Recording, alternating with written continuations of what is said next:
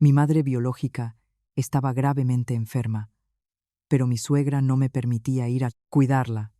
Inmediatamente dije que un marido se encuentra fácilmente, pero una madre solo hay una. El divorcio ya lo tenía escrito, así que quitaos de en medio y dejadme ir. Estimados señores y señoras, mi nombre es Lucía del Sol y acabo de cumplir 30 años. La mujer a los 30 es la edad más radiante y madura, tanto en belleza como en carrera. Actualmente soy jefa de comunicaciones de un gran consorcio, con un ingreso mensual de no menos de 8 cifras. En el exterior, visto de seda y raso, manejo a docenas de empleados subordinados.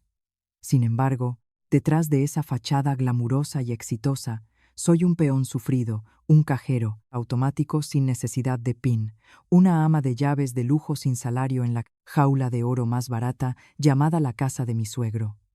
La vida de nuera en una familia que valora el falso honor es como estar atada a un poste en medio de un vendaval, día tras día, viendo cómo tu autoestima se desmorona. Mis mañanas nunca empezaron con una taza de té tranquila o música suave. A las 6 de la mañana, cuando la densa niebla invernal de Madrid aún cubría las ventanas del apartamento, ya tenía que levantarme. La fría cocina esperaba la mano de la fura mujer. El chisporroteo del aceite en la sartén, el delicioso aroma a cebolla, ajo fritos, se mezclaban con el asfixiante olor de las anticuadas reglas familiares que me rodeaban.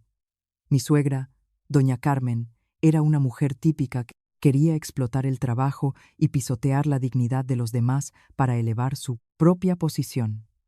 Ella salía de su dormitorio a las 7 de la mañana, lanzando una mirada fulminante al desayuno que yo acababa de servir con tanto esfuerzo.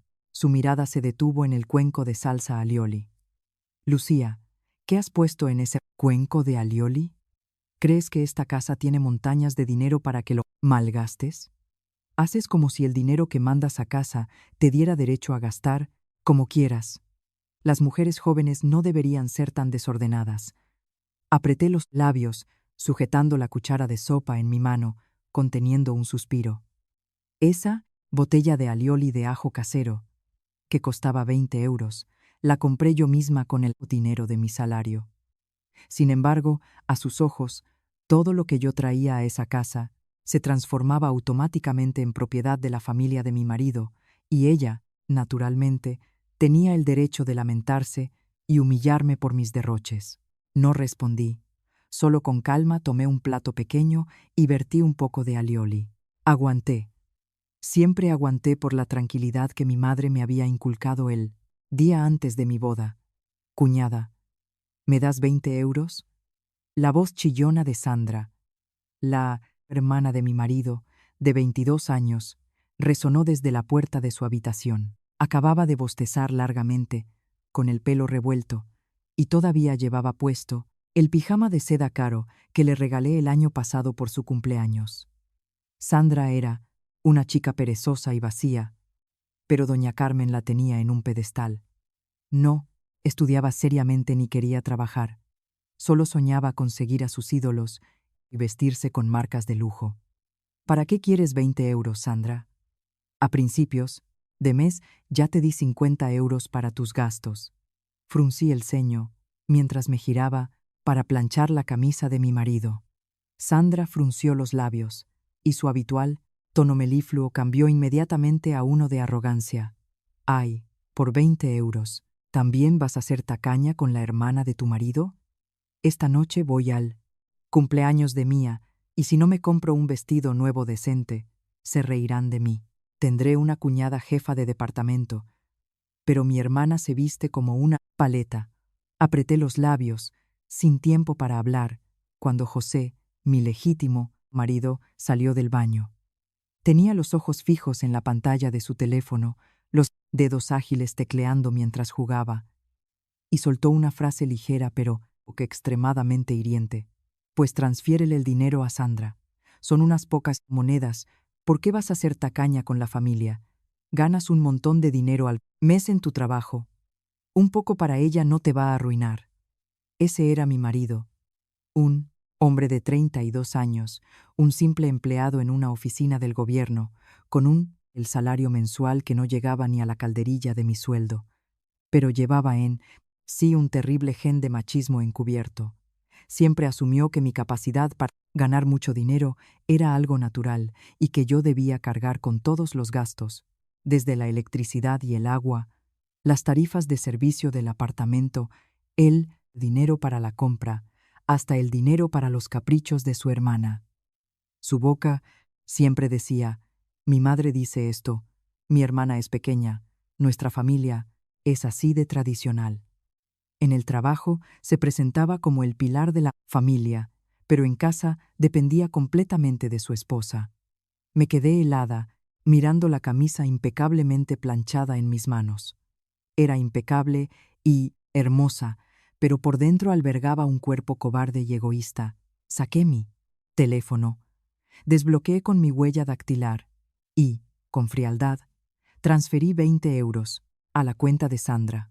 La niña chilló de alegría y doña Carmen frunció los labios, mirando con desprecio. Ni una palabra de agradecimiento. Consideraban el dinero que yo ganaba con sudor y lágrimas como una ofrenda obligatoria de una nuera. Una jaula de oro barata construida sobre el silencioso empobrecimiento. Y yo, tan estúpida por creer en el llamado deber de esposa, me entregué voluntariamente a esas sanguijuelas durante 3 largos años. Pensé que viviría así toda mi vida, si no fuera por la llamada telefónica del destino esa misma mañana, alrededor de las 10 de la mañana de un fin de semana, mientras yo estaba atareada en el estrecho trastero, lleno de telarañas en las esquinas, ordenando la pila de trastos según las órdenes de doña Carmen. Mi teléfono vibró frenéticamente en mi bolsillo. La pantalla mostraba el número de tía Flora, la vecina de al lado de mi madre. «Hola, tía, dígame». Sujeté el teléfono con el hombro mientras desempolvaba una caja de cartón. «Lucía, tienes que ir al hospital clínico. San Carlos de inmediato. Tu madre. Sufrió un derrame cerebral y se desplomó en el patio mientras tendía la ropa. Tía Flora llamó a una ambulancia y la llevaron directamente al hospital. El médico dice que está muy grave, en urgencias. Prepara dinero y ven enseguida, por favor». Un rayo en un cielo despejado, sin truenos, me golpeó directamente en la coronilla, partiéndome la columna vertebral en dos. Mi corazón pareció detenerse por un instante. Todo el mundo a mi alrededor se tambaleó y se inclinó. El olor a humedad del trastero me invadió la nariz, dándome náuseas. La cinta adhesiva en mi mano cayó al suelo con un golpe, rodando hasta la esquina de la pared. Mis manos temblaban, frías, como si acabaran de ser sumergidas en un bloque de hielo invernal. Tía, ¿qué dice? Mi madre, ¿qué le pasa? Balbuceé, la voz ahogada en la garganta, sintiendo como si alguien me estrangulase. Ven ahora, Lucía, date prisa o no llegarás a verla. La voz de tía Flora se quebró y colgó. Salí corriendo del trastero, mis pasos vacilantes, tropezando con el umbral, casi cayéndome de cara. Mi mente estaba en blanco, solo una imagen. Mi madre.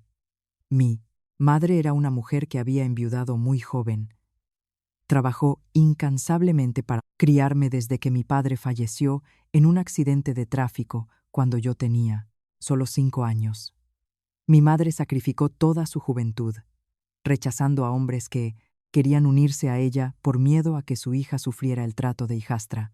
Ahorraba cada céntimo, sin atreverse a comer ni a vestir bien, para que yo pudiera ir a la escuela y tener una educación completa. Incluso cuando me casé, por miedo a que la familia de mi marido me despreciara, mi madre invirtió todos sus ahorros para la vejez en un ajuar decente para mí. Mamá siempre fue paciente, siempre me decía: «Hija, aguanta. Una mujer casada es como un pájaro enjaulado». Le tenía miedo al divorcio, le temía a las habladurías, así que cada vez que yo lloraba desconsoladamente llamándola para contarle mis penas, ella solo lloraba conmigo y me aconsejaba que aguantara. Y ahora Mi madre estaba allí, al borde de la vida y la muerte. Corrí al dormitorio, revolviendo los cajones del armario en busca de mi libreta de ahorros. Mis manos temblaban tanto que no podía abrir la cremallera de mi pequeña maleta. Las lágrimas caían a raudales sobre el dorso de mis manos. Agarré apresuradamente unas pocas prendas de ropa, mis documentos de identidad, mis tarjetas bancarias, metiéndolo todo en mi bolso. Corrí precipitadamente a la sala de estar. La escena que apareció ante mis ojos era una caricatura cruel al extremo. La televisión estaba encendida con un programa de comedia inútil. Risas falsas sonaban a borbotones.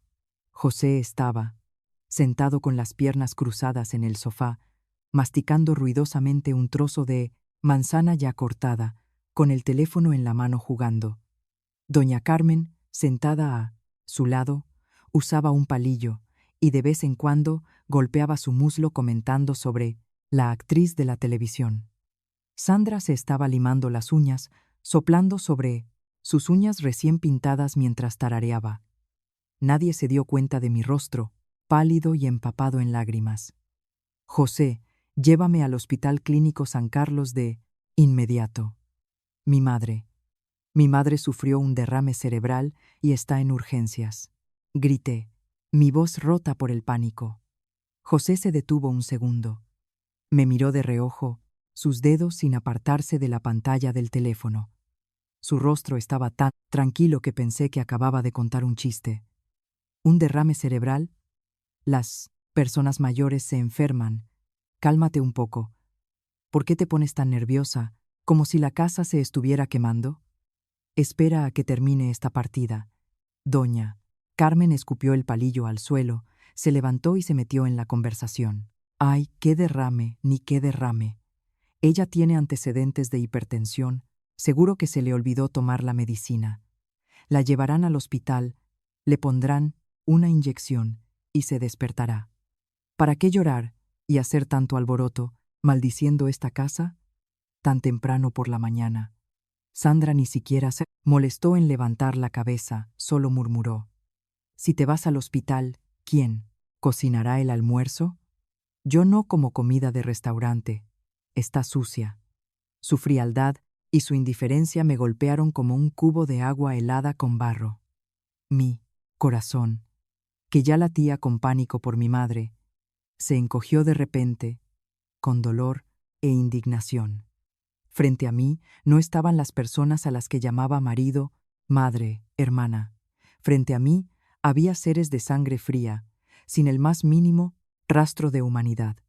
Mi madre estaba en urgencias, luchando contra la muerte, y a ellos les importaba una partida de juego, un almuerzo, y temían que mis lágrimas maldijeran la casa. El colapso de una fe ciega comenzó en ese momento. La fachada de una familia feliz se desgarró, revelando una verdad cruel, nauseabunda.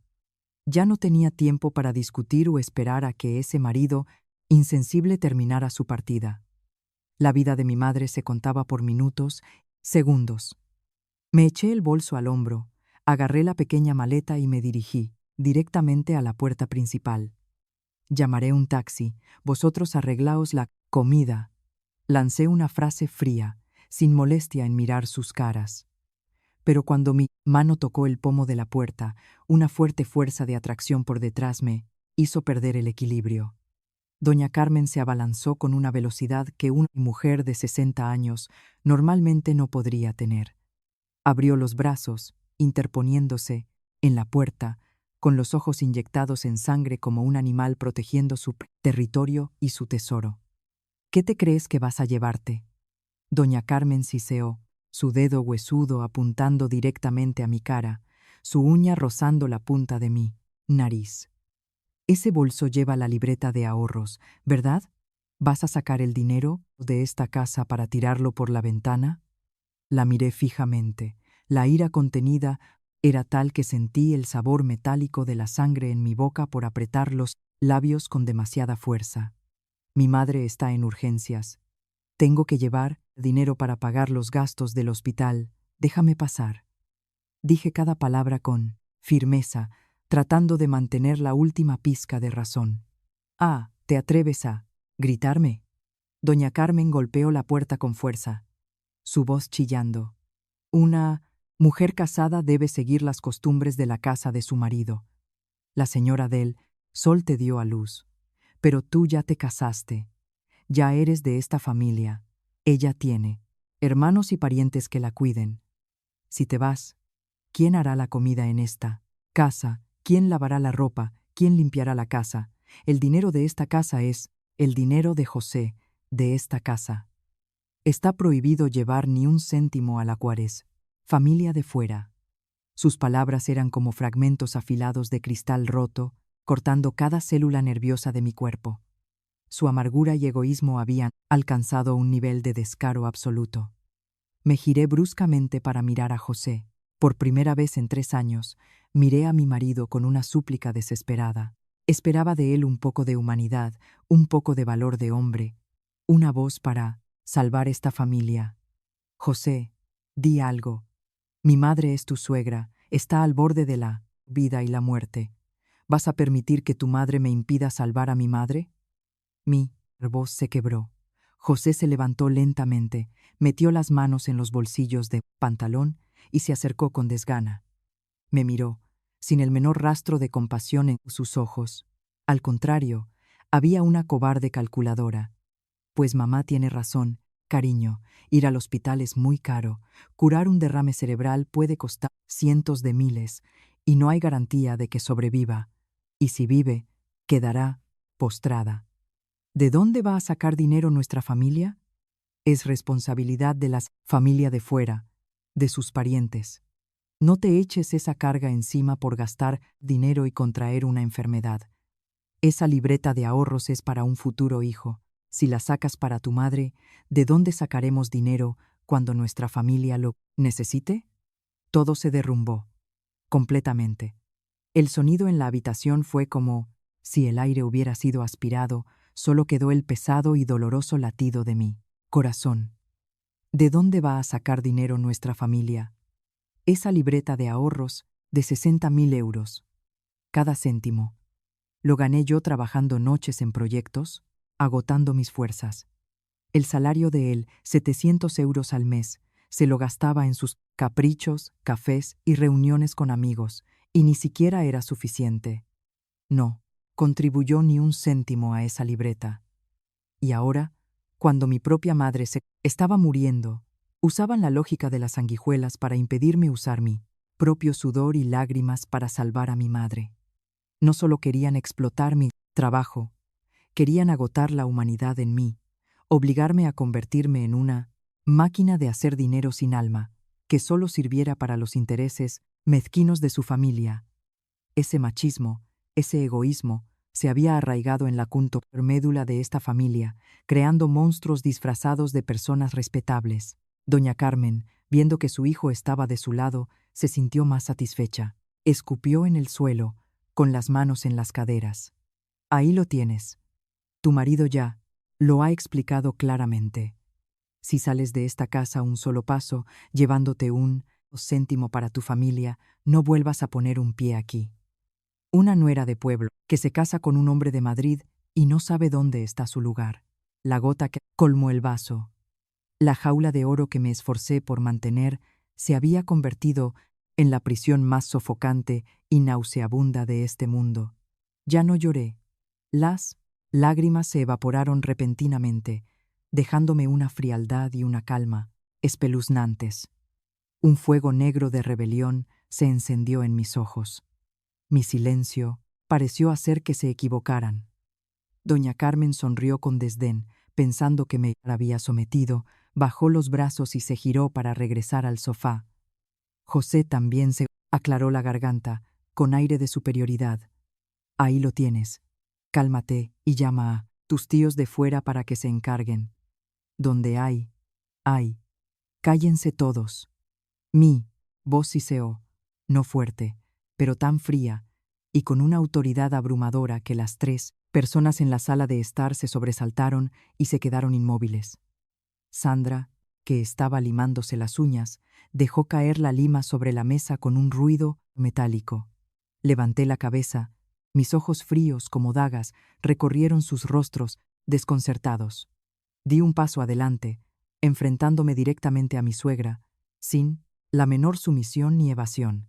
Escuche bien. Señalé directamente a la cara de doña Carmen, rompiendo todas las reglas de cortesía y respeto que había soportado a regañadientes durante 3 años. El dinero en esta casa, desde el arroz que coméis, la salsa alioli que untáis, hasta la luz, el agua y el dinero, para los caprichos de su hija, todo lo he ganado yo sola. Incluso esta libreta de ahorros es mi sangre y mis lágrimas. Ustedes nunca han contribuido con un céntimo. ¿Con qué derecho me lo prohíben?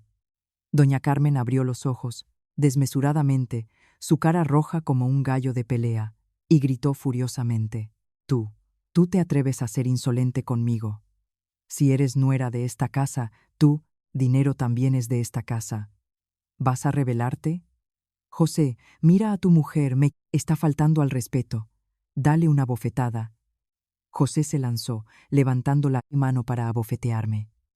Pero apenas levantó la mano, arrojé mi bolso al suelo, agarré el jarrón de cristal de la estantería de la televisión y golpeé con fuerza la base contra la mesa de piedra.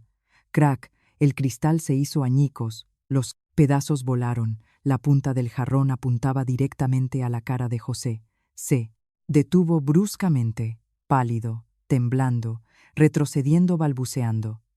¿Tú qué locura vas a hacer? Si eres tan valiente, tócame. Rugí, mis ojos inyectados en sangre. Les diré una cosa. Un marido se encuentra fácilmente, pero una madre, solo hay una. Prefiero abandonar esta familia podrida y sucia que ser una hija, ingrata con mi madre. La declaración fue como un trueno que golpeó directamente su falso honor. Doña Carmen se agarró el pecho jadeando. Sandra gritó asustada y se acurrucó en la esquina. Tiré el jarrón roto al suelo y caminé decididamente hacia el pequeño cajón en la esquina de la habitación. Abrí el cajón de golpe. En el fondo del cajón, un folio A4 estaba cuidadosamente guardado en una carpeta. Era la solicitud de divorcio que había escrito e impreso hacía 6 meses. Una noche lloré hasta mojar la almohada de frustración, pero no tuve el valor de firmar. Pero hoy mi valor se había llenado. Saqué la pluma estilográfica que José llevaba en el bolsillo de su camisa y golpeé la punta contra el papel. El sonido seco y decidido de la pluma al rasgar el papel resonó. Firmé con un trazo afilado y sin vacilación, la firma más preciada de Comar en mi vida. Me liberó de las cadenas de esos parásitos que se hacían llamar familia. Sostuve la solicitud y me acerqué a José. Él seguía inmóvil, pálido, como la muerte. Plaf, coloqué la solicitud de divorcio directamente sobre su pecho. Firma. A partir de este momento, esta casa y yo hemos terminado. Todo lo que he invertido, lo recuperaré hasta el último céntimo. Solo espera. Recogí mi bolso y tiré con fuerza del asa de la maleta. Las ruedas de la maleta rodaron con un ruido seco sobre el suelo de madera, resonando por todo el apartamento.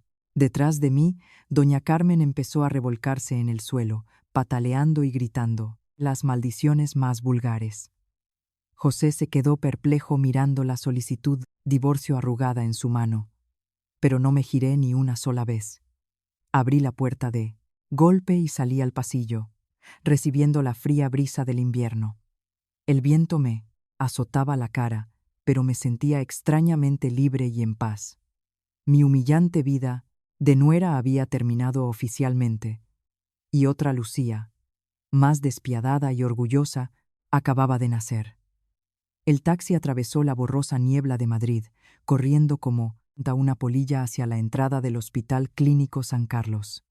El aire sofocante, dentro del coche, contrastaba completamente con el frío que calaba los huesos en el exterior. Salí del coche, le di al taxista un billete de 50 euros sin esperar el cambio y corrí a toda velocidad hacia la zona de urgencias. El olor a desinfectante me invadió la nariz, acre y mortal. Los sonidos caóticos de sirenas de las ambulancias, las enfermeras llamando a los pacientes, los lamentos de los familiares que esperaban en el pasillo, creaban una sinfonía de dolor. Encontré a tía Flora acurrucada en un banco de plástico azul, con el rostro pálido y los ojos rojos e hinchados. «Lucía, aquí estás». Tía Flora corrió a abrazarme. «Tu madre todavía está en urgencias. El médico dice que está muy débil y que necesita respirador artificial». Asentí, tratando de tragar el nudo de lágrimas que tenía en la garganta. No me permitía ser débil en este momento. Me acerqué al mostrador de admisiones, pasé mi tarjeta y pagué inmediatamente el anticipo inicial de 5.000 euros sin pestañear. Con el fajo de recibos rojos en la mano, comprendí el verdadero poder del dinero. El dinero no puede comprar la vida, pero es el único salvavidas para mantener a mi madre en este mundo. Si hubiera escuchado a ese marido cobarde y enterrado ese dinero en casa de mi suegro, ahora solo podría llorar junto al cuerpo de mi madre. Esa noche fue la noche más larga de mis 30 años. El pasillo del hospital, a altas horas de la noche, era helado.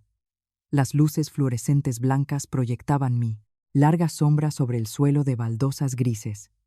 Estaba sentada con los brazos cruzados en la silla de plástico, mis ojos fijos en la luz roja de la puerta de la sala de urgencias. La soledad me rodeaba, pero no me hacía caer. Al contrario, era como una armadura que se forjaba en el fuego. Recordé los 3 años de juventud que viví en esa casa. 3 años en los que aguanté, interpretando el papel de una buena esposa y nuera, soportando cada sarcasmo, aguantando cada opresión, solo para mantener la reputación de una familia feliz y tranquilizar a mi madre. Me había convertido en una oveja mansa, y por eso me trataron como una propiedad obvia, que podían disponer y descuartizar a su antojo.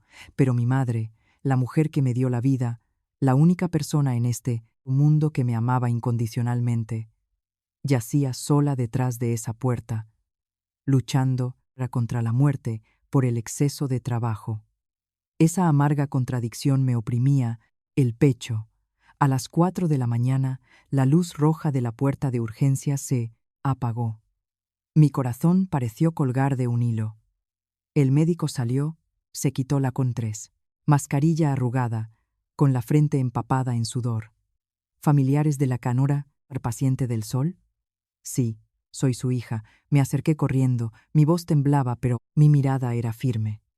El médico me miró y sonrió levemente, una sonrisa cansada, pero cálida. Enhorabuena a la familia. La cirugía para extraer el coágulo de sangre ha sido un éxito. La paciente ha superado el peligro crítico, pero aún necesita una estrecha vigilancia y el tiempo de recuperación será muy largo, lo que requerirá gastos considerables. Rompí a llorar. Por primera vez desde que salí de aquella casa infernal, lloré de verdad. Lágrimas de liberación y gratitud. Junté las manos y me incliné ante el médico, sin importarme cuántos ojos me miraban en el pasillo del hospital. A la mañana siguiente, pude visitar a mi madre en la unidad de cuidados intensivos. Mi madre yacía allí, su cuerpo, delgado, conectado a innumerables tubos y vías, su rostro pálido pero su respiración ya regular. Al oír mis pasos, los ojos hundidos de mi madre se abrieron lentamente. Me miró, y sus labios agrietados se movieron. Las lágrimas brotaron de sus ojos y corrieron por sus mejillas llenas de arrugas. «Lucía, hija mía, te he causado problemas». Su voz era un susurro, débil como el viento. Mi madre seguía siendo la misma, incluso al borde de la vida y la muerte. Lo primero que pensaba era en no ser una carga para su hija. Me acerqué, me arrodillé junto a la cama del hospital, agarré la mano delgada y fría de madre y la apreté contra mi mejilla. Mis ojos se llenaron de lágrimas, pero mi voz era increíblemente fuerte y tranquila. «No digas eso, mamá. No me has causado problemas. Tú lo eres todo para mí. Ninguna familia es más importante que tú. A partir de ahora, viviremos la una para la otra. Nunca más dejaré que nadie me oprima y nadie podrá hacerte daño». Acaricié los mechones de cabello canoso de mi madre, jurando en mi corazón. Los días más oscuros habían pasado y ahora sería el momento de levantarme, no solo para proteger a mi madre, sino también para que aquellos que pisotearon mi autoestima pagaran el precio más alto. El tercer día, mi madre estaba en la unidad de cuidados intensivos. Mi teléfono vibró por primera vez con el nombre de José. Al ver esas 3 letras, cortas parpadeando en la pantalla agrietada, mis labios se curvaron en una sonrisa burlona. Durante los últimos 3 días, mientras yo me afanaba con montones de documentos del hospital, velaba noches en blanco masajeando las manos y los pies de mi madre para evitar la atrofia muscular. Esas personas se hacían llamar familia, estuvieron completamente ausentes. Ni una llamada, ni un mensaje preguntando por la suegra que había regresado de la muerte. Y ahora, él llamaba. Deslizo la pantalla. No la llevo a mi oído, sino que pongo en altavoz, colocando el teléfono sobre la fría mesa de acero inoxidable de la cafetería del hospital. La voz de José resonó, sin un rastro de impaciencia o arrepentimiento, sino con el tono arrogante y condescendiente, lleno de ilusiones, de quienes están acostumbrados a ser servidos. Hola, ya puedes dejar de hacerte la víctima y el niño mimado. Mamá dice que hoy es día de luna llena y que aproveches para ir al mercado a comprar un pollo y un ramo de crisantemos para el altar. Y ya de paso, limpia el campo de batalla de platos en casa. Sandra lleva días sin comer en casa y se queja de hambre. Ya eres mayor. Quéjate. Unos días. Pero ya. Si traes la solicitud de divorcio para amenazar, cuando mamá te regañe por la tarde, baja la cabeza y escucha. Ella ya es mayor. No, seas descarada. Me senté apoyada en la silla, con las manos entrelazadas, escuchando en silencio el ridículo monólogo de él. Mi mente dibujó una imagen clara de ese apartamento en ese momento. Seguramente el fregadero estaría lleno hasta arriba, y las moscas habrían comenzado a oler la comida rancia y podrida, la ropa sucia apilada en cestas de una a otra, desprendiendo un olor agrio. Doña Carmen seguramente estaría con las manos en las caderas, quejándose del dolor de espalda que nadie le masajeaba. Y la hermana de mi marido, perezosa, estaría gritando porque su vestido favorito no estaba lavado ni planchado para salir. Todos ellos, desde la suegra amargada hasta el marido cobarde, estaban interpretando una obra de teatro ilusoria. Tenían una fe ciega y estúpida en que una mujer que se había casado una vez era como un vaso de agua derramado. Creían que yo, Lucía del Sol, una huérfana de padre con una madre anciana y enferma, nunca me atrevería a abandonar el título de señora de Madrid. Doña Carmen seguramente se habría jactado ante los vecinos de que esa mujer solo durará unos días, cuando se le acabe el dinero, regresará arrastrándose a pedir perdón. Un perro se casará con una mujer divorciada. Creían que presenté la solicitud de divorcio solo para amenazar, para reclamar algunos derechos, y luego regresaría humildemente a trabajar gratis. ¿Has terminado de hablar? Di un sorbo a mi té helado, mi tono tranquilo, y el otro lado de la línea pareció dudar. José parecía no estar acostumbrado a esta frialdad. Te lo digo, no hagas la víctima. Si tu suegra está enferma, que sus parientes del pueblo la cuiden. Eres la nuera mayor. Irte de casa por tantos días ya es demasiado. Venga, por la tarde te invito a comer un bocadillo. ¿Vale? La condescendencia barata de su afecto me revolvió el estómago. Un bocadillo de 5 euros que él me invitaba a cambio de mi sumisión de por vida y la vida de mi madre. Respiré, hondo, concentrando todo mi desprecio en cada palabra, mi voz tan afilada como una navaja de afeitar. José, deja de actuar como un benefactor. Es nauseabundo. ¿Crees que necesito tu bocadillo? ¿O crees que necesito el papel de sirvienta, gratuita en tu casa? Escucha bien. Ya he firmado la solicitud de divorcio. Si no firmas, la presentaré unilateralmente en el tribunal. Ve y limpia toda la basura de tu casa. Ah, y dile a tu madre que cuide su salud, que no sufra un derrame cerebral. porque su hijo no gastará dinero en curarla, no sea que sea una carga costosa. Tú te atreves. La voz de José comenzó a quebrarse, balbuceando de shock y enojo. No lo dejé terminar la frase. Presioné con fuerza el botón de finalizar la llamada. Clic. El sonido seco de la llamada terminada resonó, cortando completamente los últimos lazos de un matrimonio tóxico. Bloqueé el número de José, el de doña Carmen y también el de Sandra. Mi mundo, a partir de este momento, solo tendría mi trabajo, a mí misma y a mi madre, que se recuperaba día a día en la cama del hospital. Que sigan con su obra de teatro, ilusoria. Pero la única espectadora, yo, había abandonado oficialmente la sala. Sabía que la verdadera tormenta sobre esa familia apenas comenzaba a gestarse. La tarde del cuarto día, cuando mi madre se había quedado dormida después de un sedante, salí del hospital con mi bolso y fui a una tranquila cafetería, pero escondida en un pequeño callejón de la calle de Alcalá. Allí me esperaba alguien. Elena, mi mejor amiga de la universidad, ahora una abogada matrimonialista famosa por su agudeza y frialdad, conocida como la asesina de los evasores legales. Elena vestía un traje gris con un corte de pelo corto hacia atrás, que denotaba poder. Al verme entrar con ojeras y un cuerpo, demacrado por la falta de sueño, Elena no me consoló con palabras vacías.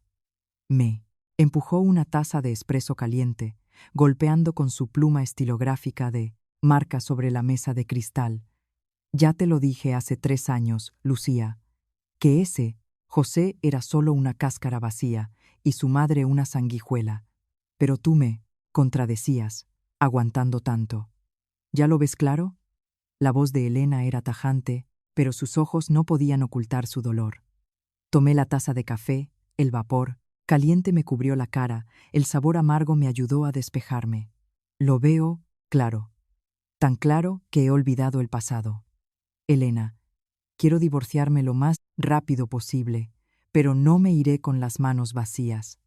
Todo lo que compré para esa casa, desde la televisión hasta los cubiertos, lo quiero de vuelta. No puedo dejar que el dinero que gané con sudor y lágrimas sirva a esas personas de sangre fría. Necesito dinero para curar a mi madre.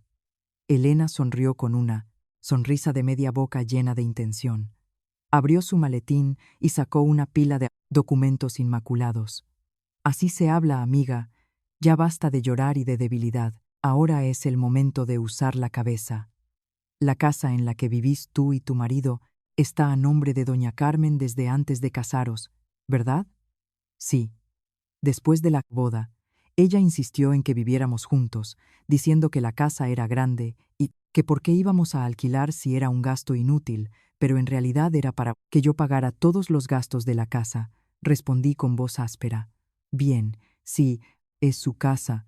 Que le quede el cascarón de la casa, asintió Elena, sus ojos brillando con astucia. ¿Y todos los muebles de la casa los compraste tú o quién? ¿Tienes pruebas? Respiré hondo. Abrí mi bolso y saqué una gruesa pila de facturas y documentos cuidadosamente grapados. Mi naturaleza como profesional en de las comunicaciones me hizo ser muy meticulosa al guardar los papeles. Además de la costumbre que mi madre me enseñó desde pequeña de guardar las garantías de los objetos grandes. Aquí está. Televisor Sony de 75 pulgadas, nevera, side by side, sofá de cuero genuino, 3 aires acondicionados Daikin, lavadora, de carga frontal, hasta el horno y el robot aspirador. Todo lo pagué con mi tarjeta de crédito personal y tengo facturas electrónicas a nombre de Lucía del Sol. Incluso el dinero para pintar la casa, tengo el recibo de la transferencia al pintor. Elena hojeó las facturas, sus ojos brillando como si hubiera encontrado un tesoro. Golpeó la mesa con un chasquido y se echó a reír. Excelente, excelente. Lucía, ¿sabes dónde la mayoría de las mujeres divorciadas pierden? Es por ser estúpidas al invertir dinero en la casa del marido sin guardar pruebas. En el tribunal, no pueden demostrar que son bienes separados, y la familia del marido se queja de que son bienes comunes. Con todo, Esto, ningún tribunal podrá rebatirlo.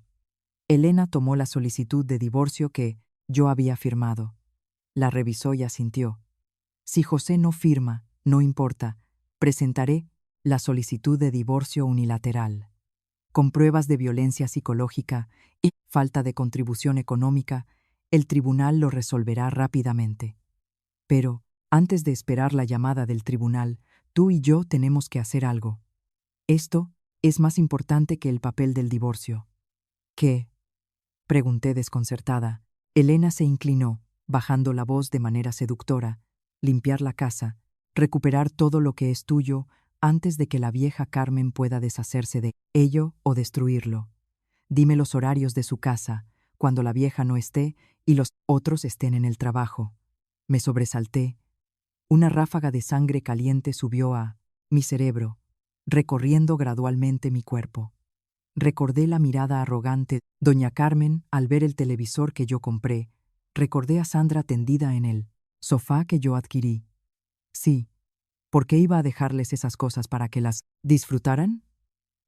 Doña Carmen solía ir al mercado y jugar a la petanca con la Asociación de Mujeres del barrio de 8 a 11 de la mañana. José trabajaba en horario de oficina. Sandra últimamente dormía hasta el mediodía, pero hoy era jueves y tenía que ir a la universidad para la lista de una asignatura obligatoria. Recordé el horario con precisión. El jueves por la mañana de la semana que viene llamaré a un equipo de mudanzas profesional. Tú y yo haremos una barrida histórica para devolver el cascarón de la jaula de oro a esa mujer y a su hijo, para que sepan el precio de su arrogancia. Elena levantó su taza de café y brindó ligeramente con la mía. El tintineo resonó con claridad, como una campana de la muerte para la arrogancia de la familia de mi ex marido. El plan de transformación de Lucía del Sol había comenzado oficialmente. A las 9 de la mañana del jueves, el cielo de Madrid estaba sombrío, el viento soplaba en ráfagas frías que cortaban la piel, pero en mi corazón, en ese momento ardía un fuego. De pie frente a la puerta del familiar apartamento del piso 15, respiré hondo, introduje la llave en la cerradura y clic. La puerta de madera de caoba se abrió de golpe, dándome la bienvenida el olor a humedad mezclado con el hedor de comida rancia que había dejado hacía casi una semana.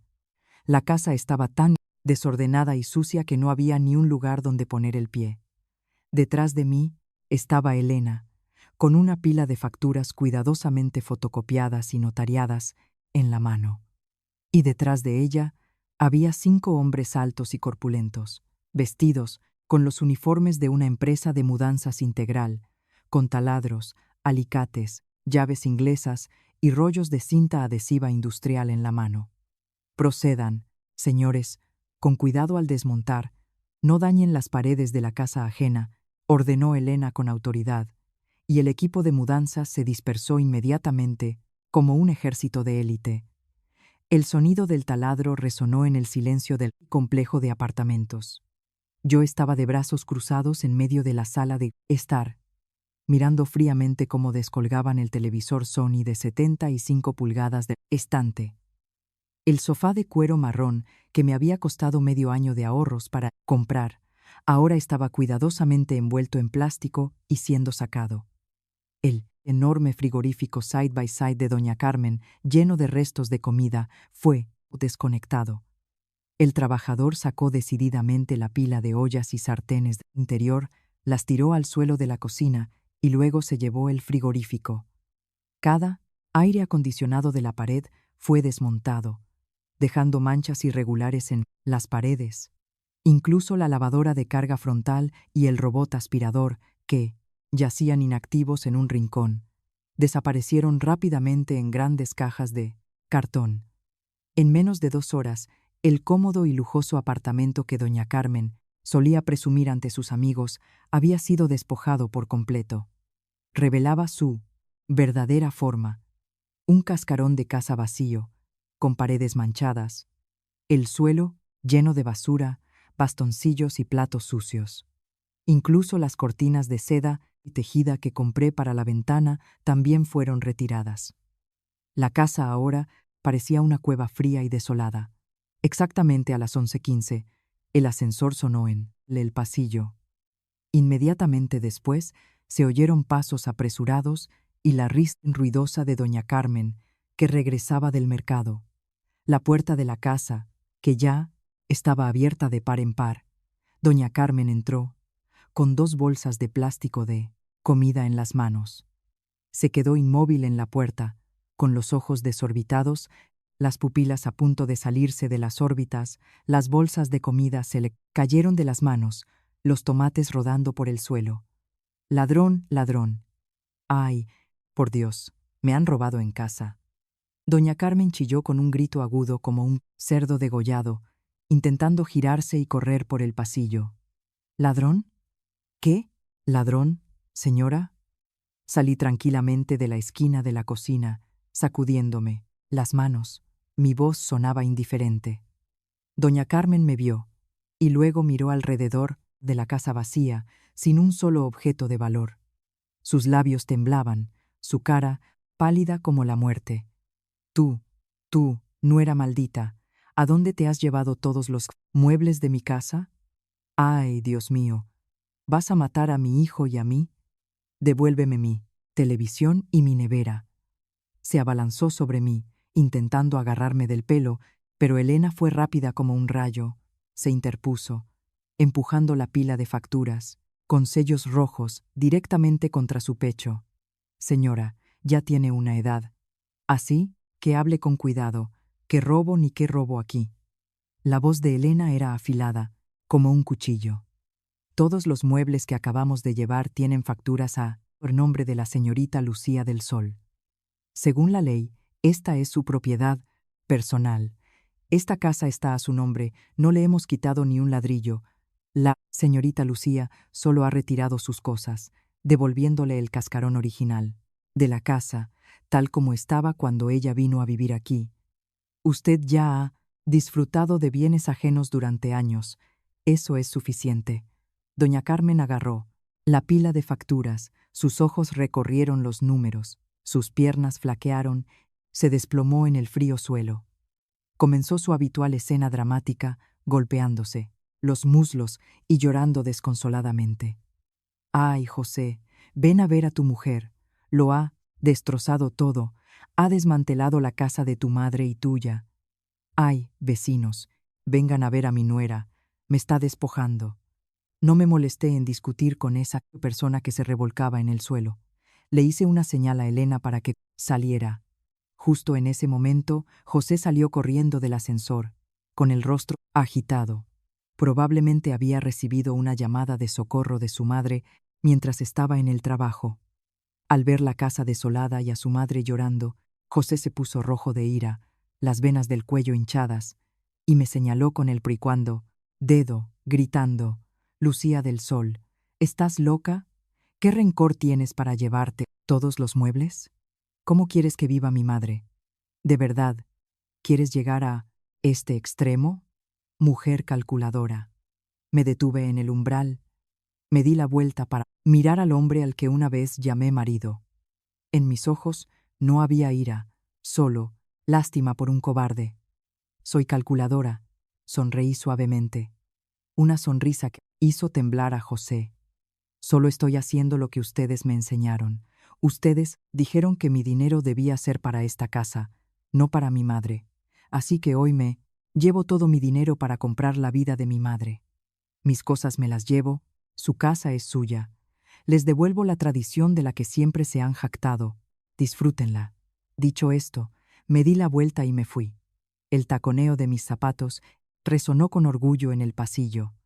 Detrás de mí, los gritos de doña Carmen, mezclados con los insultos impotentes de José, formaron una banda sonora perfecta para el nuevo comienzo de mi vida.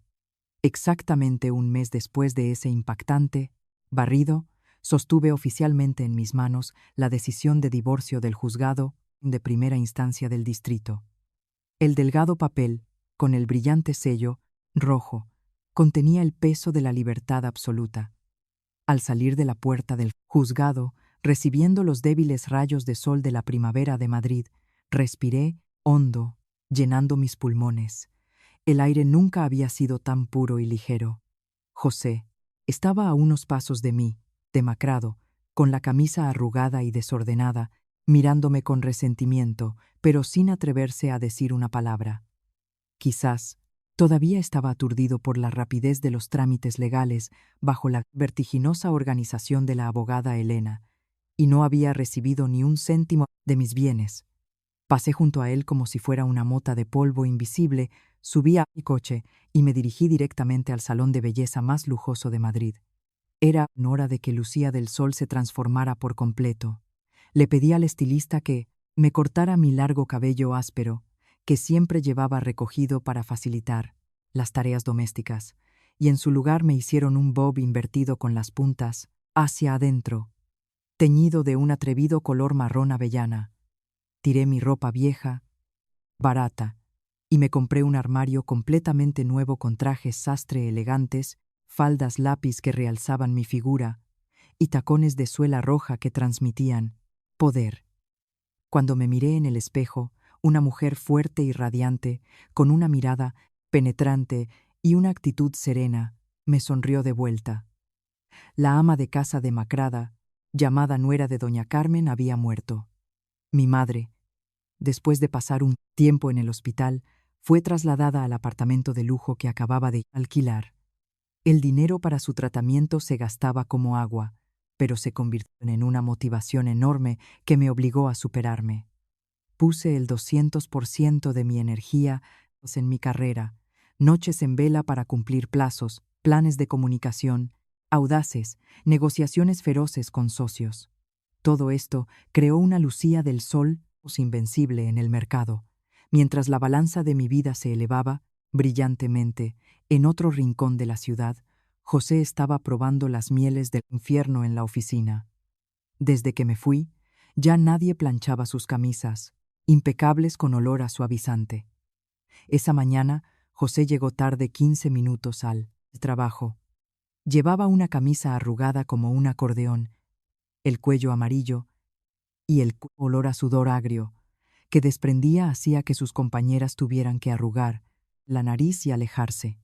Lo peor de todo fue que, en la reunión de la mañana, cuando el jefe de departamento le pidió que presentara los datos, José balbuceó, abrió el archivo de Excel y se quedó petrificado. Las tablas estaban desordenadas, los datos completamente equivocados.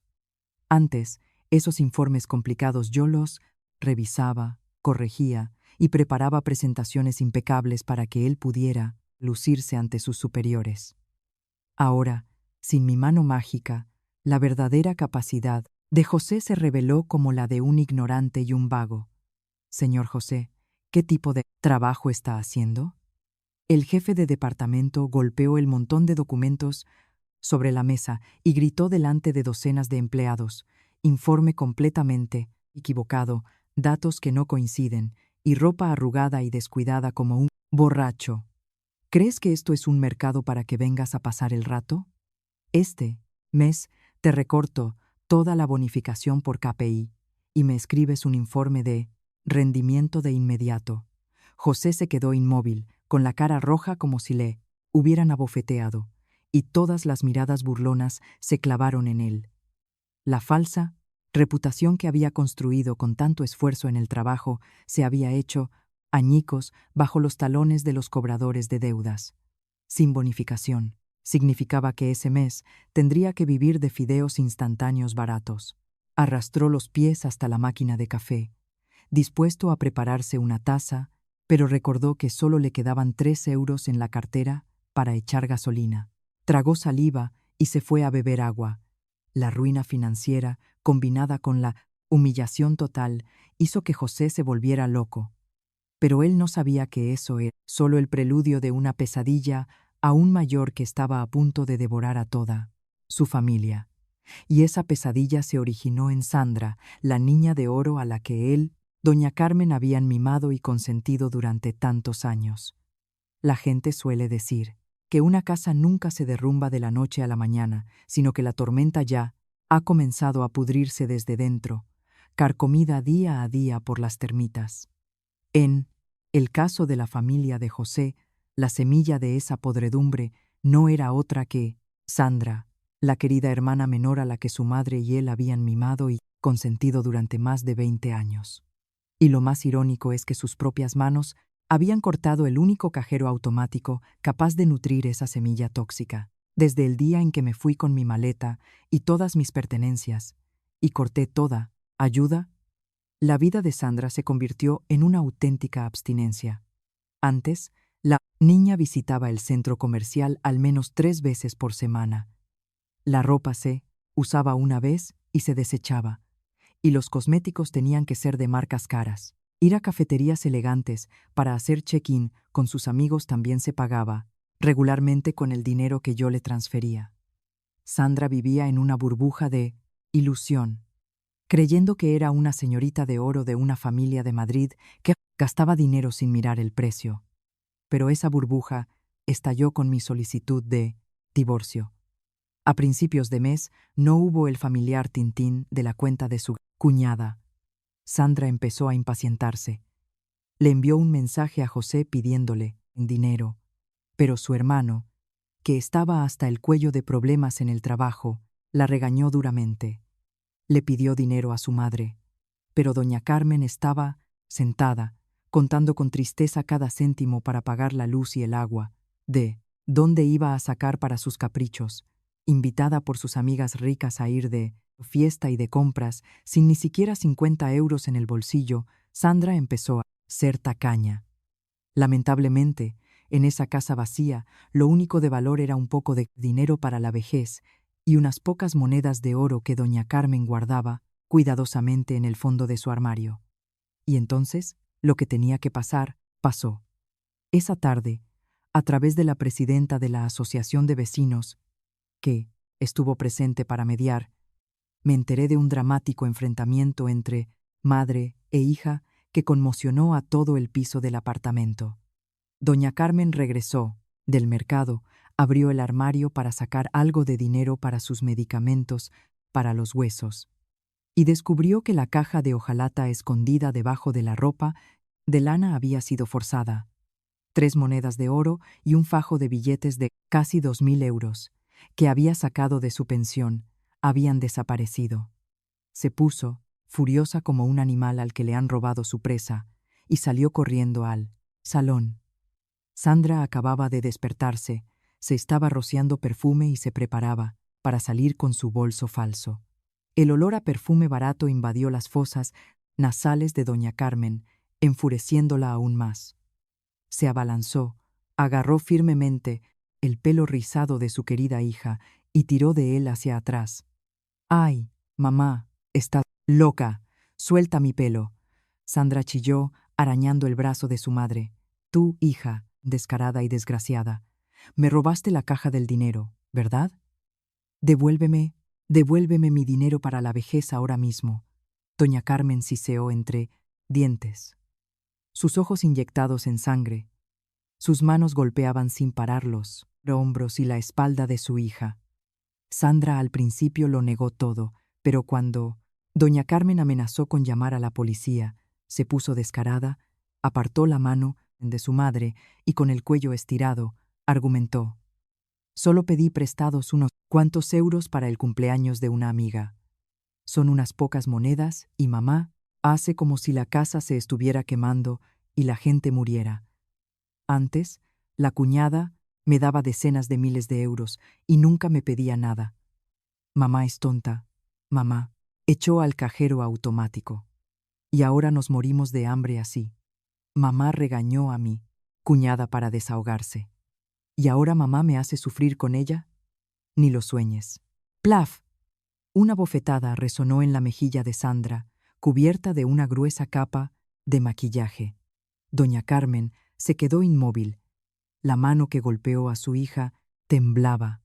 Toda su vida había puesto a esa hija en un pedestal, enseñándole a despreciar a los demás, a cómo explotar a su cuñada. Alguna vez se había jactado de la filosofía de que el dinero de la nuera también es el dinero de la familia. Pero ahora esa misma filosofía podrida la estaba carcomiendo. La hija, de la que más se enorgullecía ahora, le señalaba la cara y la maldecía. llamándola estúpida por haberme perdido. ¿Tú te atreves a hablarme así? Te di a luz, te crié. ¿Y ahora me robas el dinero y me culpas a mí, hija descarada? Doña Carmen se golpeó el pecho. Se desplomó en el suelo y comenzó su habitual lamento. Pero esta vez no fue con la nuera, sino con su propia carne y sangre. ¡Ay, Dios mío! Crié una serpiente en mi pecho, crié un mono que espiaba mi casa y ahora me ataca así. Sandra no se preocupó por su madre que se revolvía en el suelo. Se arregló el pelo revuelto, resopló fríamente, cogió su bolso, salió de la puerta pisoteando, cerrando de golpe con un estruendo que sacudió todo el pasillo, dejando en esa casa desolada los lamentos de una mujer egoísta que empezaba a probar las primeras gotas amargas de la retribución. Se habían apoyado mutuamente para pisotearme. Ahora, sin mí como escudo, empezaron a atacarse entre sí como perros hambrientos. La llama del conflicto, que ya había prendido al mediodía, se avivó por la tarde con un barril de petróleo cuando José, con pasos pesados, regresó a casa. Los horribles problemas en el trabajo, la humillación de su jefe delante de todos los empleados y la decisión de recortarle la bonificación por KPI de todo el mes hicieron que José pareciera un alma en pena. La camisa azul, claro que había vestido esa mañana, ahora estaba arrugada, manchada de suciedad y con un fuerte olor a sudor agrio. Abrió la puerta y entró, arrastrando una densa nube oscura de resentimiento. Dentro del apartamento, el aire era inquietantemente silencioso. No había el familiar sonido de la televisión con el telediario, porque el televisor se lo había llevado yo.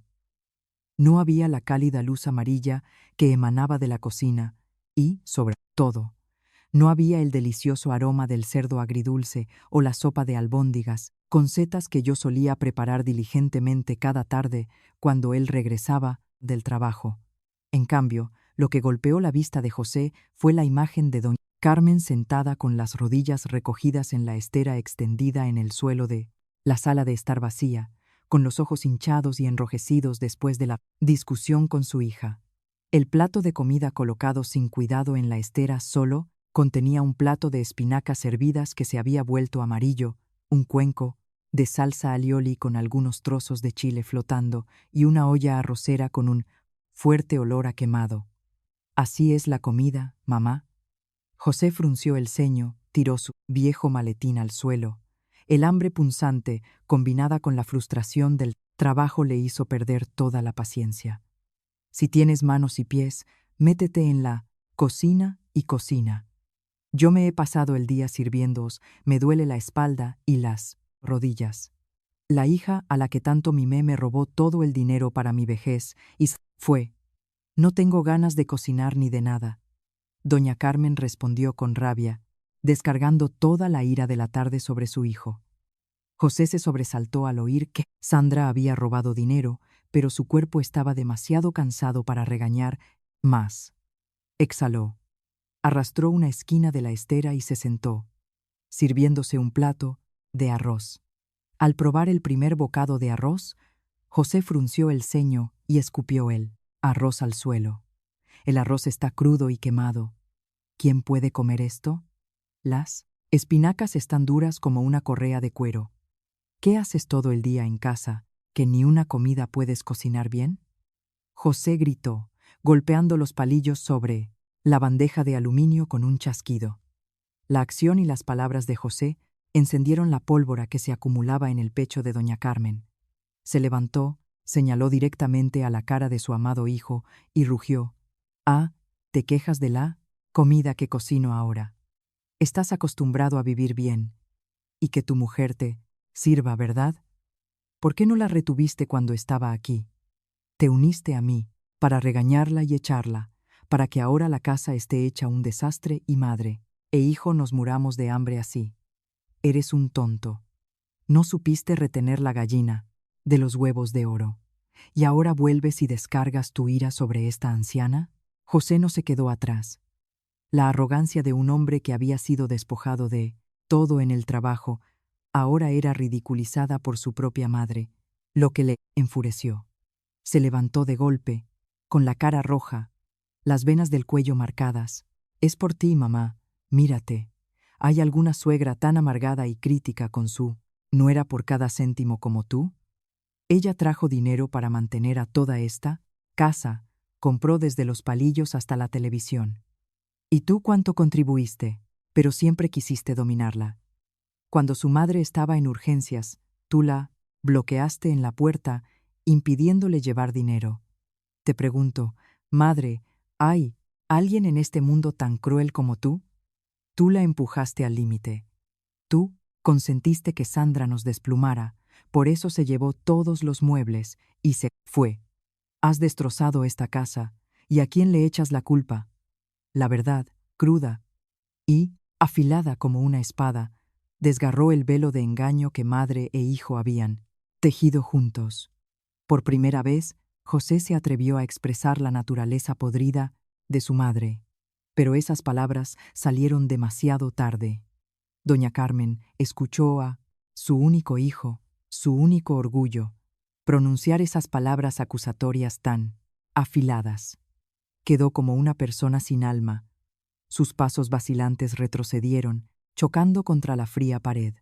Tú me llamas cruel, me llamas destructora de la casa.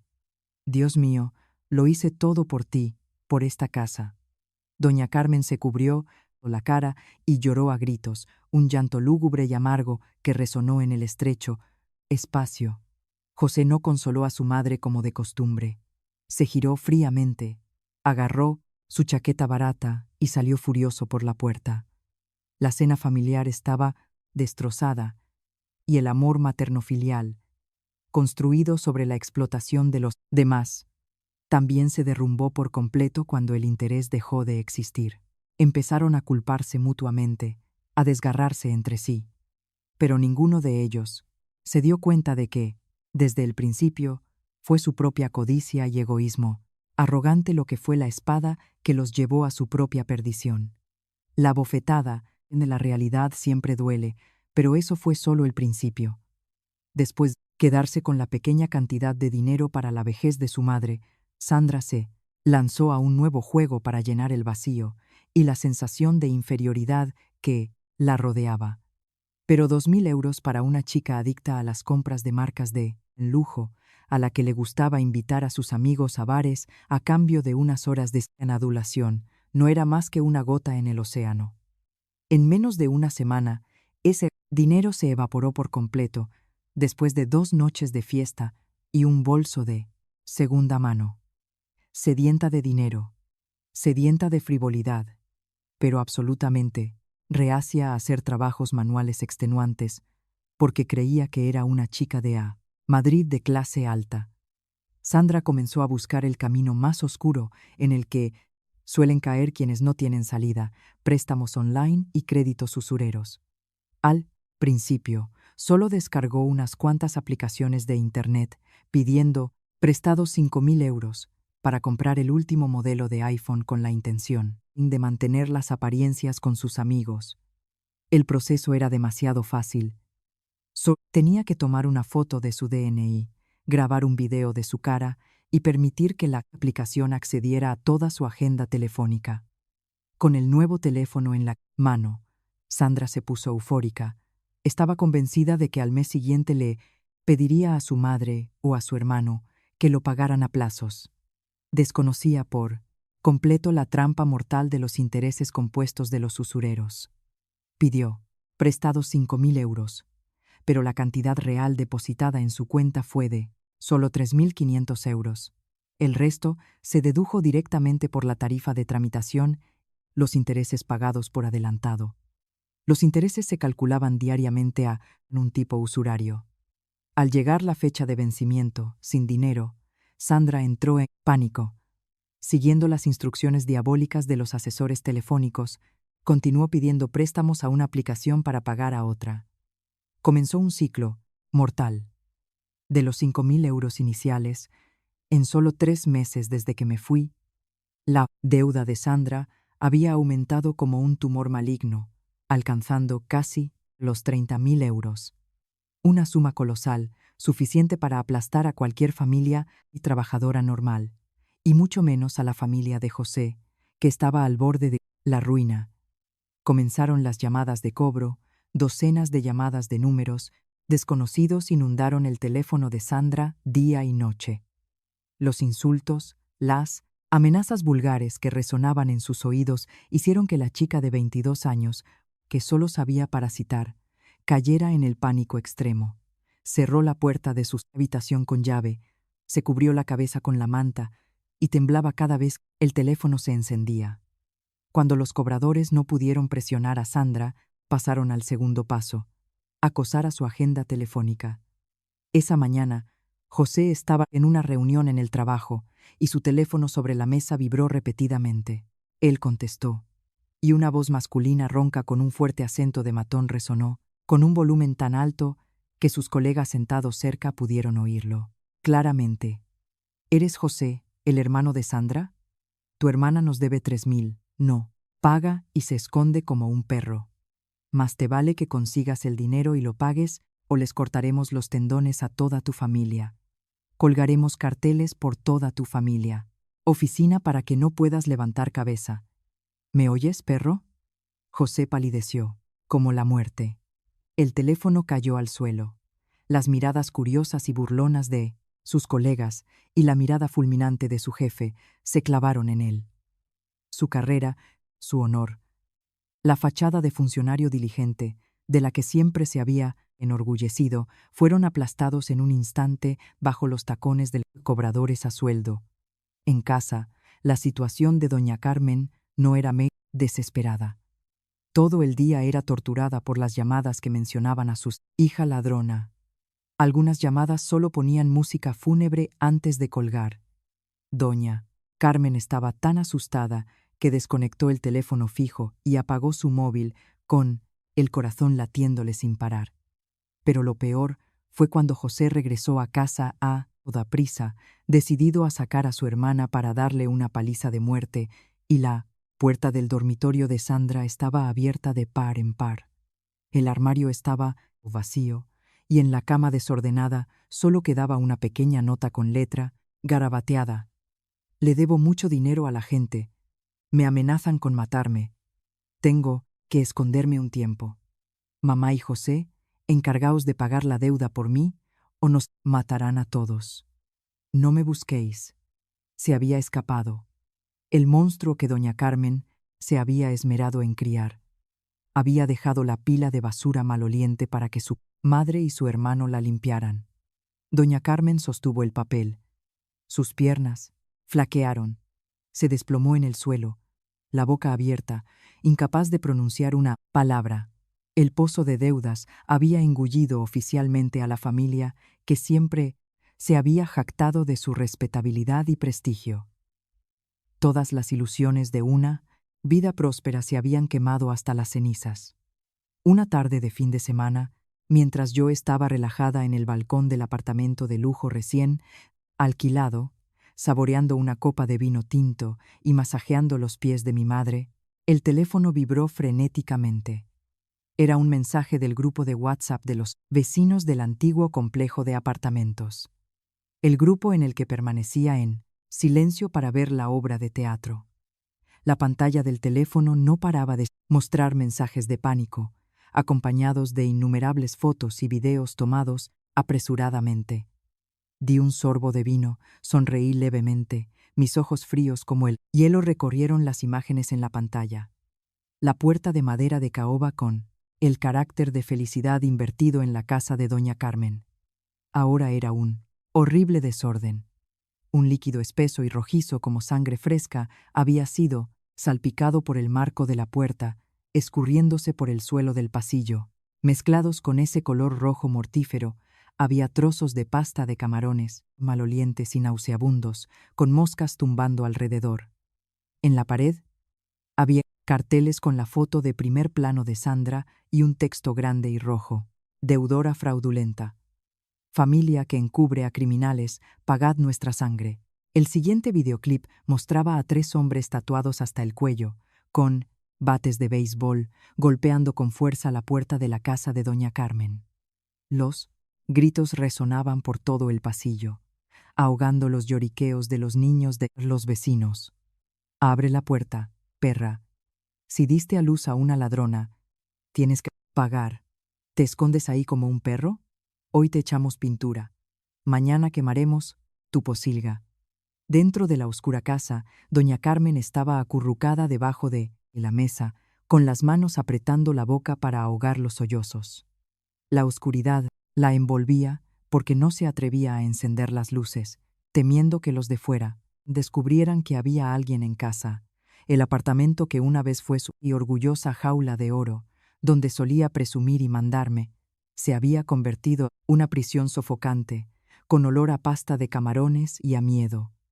La fachada de falso orgullo se había desgarrado horriblemente, exponiendo la humillación ante las miradas curiosas y despectivas de docenas de vecinos del mismo piso. 15 minutos después apareció José. Se abrió paso entre la multitud de vecinos que cuchicheaban y señalaban, mirando con disimulo a los matones. El hombre que una vez había levantado la mano con prepotencia para abofetear a su esposa, que una vez me había sermoneado sobre las costumbres de la familia de su marido, ahora se encogía, se inclinaba humildemente ante los cobradores de deudas. Por favor, señores, cálmense. Mi hermana fue imprudente. Se fue de casa. Les pido unos días para arreglarlo. José juntó las manos en el pecho, su voz temblaba, el sudor le corría a raudales, a pesar del frío. El cabecilla escupió un chorro de saliva, roja de betel, en la punta del zapato de José, le clavó el bate de béisbol en el pecho y, con voz ronca, dijo: ¿Qué pides? ¿Hoy pagas 10.000 euros de capital o te corto un dedo como recuerdo? ¿Dónde está el dinero? La humillación llegó. Su punto máximo, José tuvo que arrodillarse. Sacó casi 500 euros de su cartera, balbuceando, suplicándoles que le dieran hasta el fin de semana, para que pudiera pedir prestado. Los matones tomaron el dinero, le insultaron unas cuantas veces más y se marcharon con arrogancia, sin olvidar golpear la puerta, con fuerza, dejando una abolladura profunda. Los vecinos se dispersaron, pero las miradas de desprecio y los cuchicheos seguían siendo tan afilados como cuchillos. Pensé que eran una familia respetable, pero resulta que albergan a una hija estafadora. Se rumorea que echaron a la nuera es la que gana dinero. Pero el marido y la madre no tienen talento.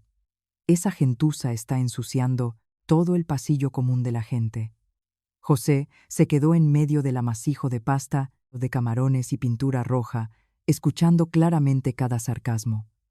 Su cara se puso roja, luego gris ceniza, para pagar la enorme deuda de su hermana, preservar su vida. No tuvo más remedio que, con descaro y a regañadientes, llamar a la puerta de cada colega, de cada pariente para pedir prestado. Pero, como dice el dicho, perro que muerde, no ladra. Todos sabían que su casa estaba hecha un desastre. ¿De dónde iba a sacar dinero para pagar? Fue rechazado rotundamente. Finalmente, José tuvo que meterse en otra red de préstamos usureros para conseguir dinero y pagar el capital de la deuda de su hermana. Su casa se había convertido oficialmente en un barco que se hundía en un mar de deudas sin salida. Viviendo con miedo, miseria y humillación, el cuerpo y el espíritu de las personas se desgastan rápidamente hasta un punto increíble. La familia de José ahora era como un cadáver que se descomponía día a día. Por miedo a que los cobradores de deudas volvieran a tirar pintura y salsa de pescado, doña Carmen no se atrevía a salir de casa. Tenía que pedir a la tía, Flora, la vecina, que le hiciera la compra. Ya no tenía ganas de reunirse en el patio del apartamento para jugar a la petanca o cotillear sobre las nueras de los demás.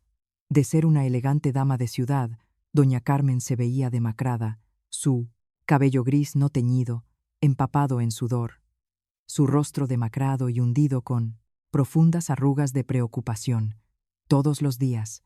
Además de vivir con el miedo constante al sonido de la puerta, doña Carmen también tenía que cargar con todas las tareas domésticas que antes hacía yo. La casa, sin muebles, se había vuelto un desastre. La ropa de madre e hijo se amontonaba, y sin lavadora. Ella tenía que agacharse en el pequeño baño, lavando a mano cada camisa de su hijo, empapada en sudor.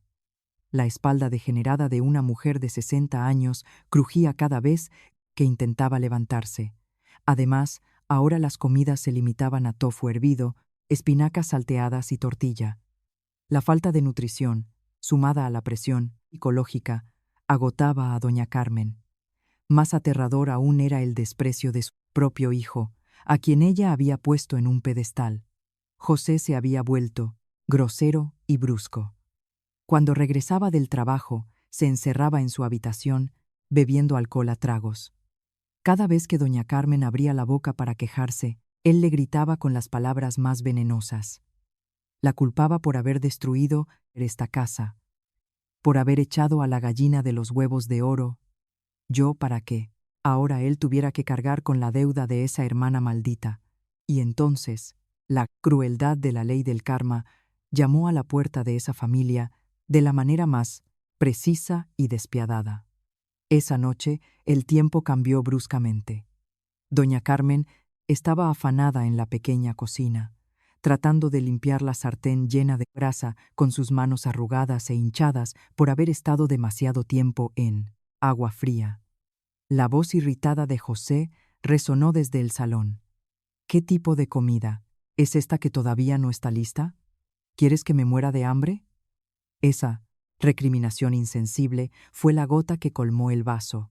Doña Carmen sintió un dolor agudo en el pecho, como si alguien le hubiera clavado un puñado de agujas en el corazón. El dolor se extendió por su brazo izquierdo hasta el cuello. Abrió la boca para respirar con dificultad, pero el aire parecía espeso, incapaz de llegar a sus pulmones. Su cabeza dio vueltas, su visión se nubló, estrellas negras explotaban ante sus ojos.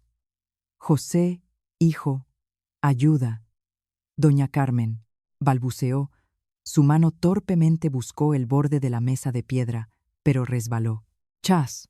La sartén cayó al suelo, rompiéndose, arrastrando el pesado cuerpo de doña Carmen, que se desplomó en el frío suelo de la cocina. Yacía, convulsionando ligeramente, echando espuma por la boca, los ojos desorbitados y en blanco. Al oír el fuerte ruido, José salió corriendo del salón. Al ver a su madre inmóvil en el suelo de la cocina, con las extremidades rígidas, gritó, aterrorizado: «Mamá, ¿qué te pasa? ¿Hay alguien ahí? Ayuda». Una situación idéntica, precisa hasta el último detalle, como una obra de teatro orquestada por la mano del destino. Solo unos meses antes, mi madre también se había desplomado de la misma manera. Y en este mismo salón, doña Carmen había bloqueado la puerta y había declarado fríamente: «Cuidar un derrame cerebral puede costar cientos de miles de euros. ¿Para qué meterse en problemas costosos y que te traigan enfermedades?». Ahora, la retribución le había golpeado directamente. La enfermedad del derrame cerebral no perdona a nadie, especialmente a aquellos que viven con maldad y egoísmo. La sirena de la ambulancia resonó, desgarrando la noche silenciosa, llevando el cuerpo moribundo de doña Carmen directamente al hospital. En ese pasillo con olor a desinfectante, José estaba a punto de enfrentarse al problema más aterrador de su vida: los gastos hospitalarios colosales, cuando él no tenía ni un céntimo en el bolsillo y ya no tenía una esposa a la que exprimir como antes. El hospital, La Paz, en los últimos días del frío invierno, era un hervidero de gente en la sala de urgencias y en la unidad de cuidados intensivos. El olor a desinfectante, a alcohol médico, mezclado con el sudor y el cansancio, creaba una atmósfera densa, tan sofocante que solo respirar te hacía sentir el pecho oprimido. Doña Carmen ingresó en el hospital con una hemorragia cerebral grave. El derrame cerebral llegó demasiado rápido y además se perdió el tiempo crucial de la atención de emergencia porque José tardó en llamar a la ambulancia y no tenía dinero para pagar el anticipo de inmediato, lo que hizo que su estado fuera extremadamente crítico. José estaba desplomado en una silla de plástico, azul en el pasillo, con las manos sobre su cabeza revuelta, con barba incipiente. Acababa de correr por todas partes, llamando a docenas de personas para pedir dinero prestado. Finalmente, tuvo que empeñar su propia scooter para conseguir unos miles de euros y pagar los gastos iniciales del hospital. Los recibos rojos brillantes que las enfermeras le entregaban sin cesar eran como puñaladas directas en sus pulmones. A la mañana del segundo día, el médico tratante llamó a José a su despacho. Su rostro era severo y hojeó un grueso expediente médico. El estado del paciente es muy grave. Tiene un gran hematoma que presiona los nervios motores. Necesitamos realizar una cirugía de craniectomía de inmediato para extirpar el hematoma y reducir la presión intracraneal. Los costos de la cirugía, la reanimación y los medicamentos especializados no cubiertos por el seguro oscilarán entre 10.000 y 20.000 euros. La familia necesita prepararse mental y financieramente y firmar el punto de consentimiento para la cirugía. Al escuchar la cifra de 20.000 euros, a José le zumbaban los oídos. ¿20.000 euros? ¿De dónde iba a sacar 20.000 euros ahora? El apartamento estaba siendo acosado por los usureros que querían embargar para cobrar la deuda de Sandra. La moto ya estaba empeñada. Colegas y parientes le habían dado la espalda. Su cuenta bancaria solo tenía un saldo de unos pocos cientos de euros. Una cruda verdad golpeó directamente a su cabeza. Sin Lucía, hija del sol. Él era solo un don nadie, un inútil, incapaz de cuidar ni siquiera vida de su propia madre. Esa tarde, doña Carmen superó la fase crítica temporal y recuperó la conciencia. Al no tener dinero para la cirugía inmediata, fue trasladada a una sala de hospitalización de servicio público. Una habitación estrecha con 8 camas. Los familiares dormían esparcidos debajo de las camas, el pasillo era tan estrecho que era imposible pasar. Doña Carmen yacía moribunda en la cama de hierro número 4, con el lado izquierdo de su cuerpo completamente paralizado. El tubo de oxígeno estaba firmemente insertado en su nariz, las vías intravenosas enredadas estaban clavadas en su delgada muñeca. Sus ojos estaban entreabiertos, mirando fijamente el techo manchado. Al ver a su hijo entrar, los ojos de doña Carmen brillaron con una chispa de esperanza. Sus labios temblaban, las lágrimas brotaban de sus ojos arrugados. Balbuceaba palabras indistintas, intentando levantar su mano derecha para cogerla de su hijo. Esperaba una palabra de consuelo, una frase como: «No te preocupes, mamá, estoy aquí, no importa cuánto cueste, te curaré». Como solía engañarse así, misma sobre la piedad filial de su hijo predilecto.